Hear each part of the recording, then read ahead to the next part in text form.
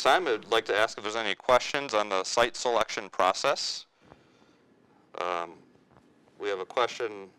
We'll start off in the back, shorter run. Okay. I was just going to mention for options, one of the things that we do work a lot into our leases is option to contract, not just expand, but also contract after 2 years or 3 years.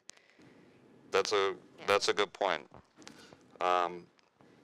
We're going to talk about options. I was actually going to put options in the next module under lease sale negotiation.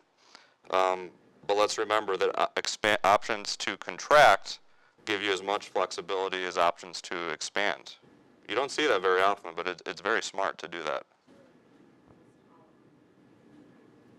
Great, thank you. Brian, you mentioned 3 to 5 years and 7 to 10 years. Was that for office or industrial or both? Yep. The question was, what was the typical lease term for office versus industrial or even retail deals?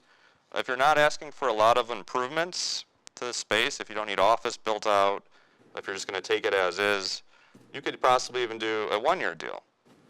If you need improvements done, and what would the landlord prefer? Certainly a 3-year lease deal for any lease type at a minimum. Most landlords have debt on the property. So a landlord would rather lock you in for a long term. They'd rather you have a higher lease rate and perhaps give you a bunch of free rent up front to get a deal done.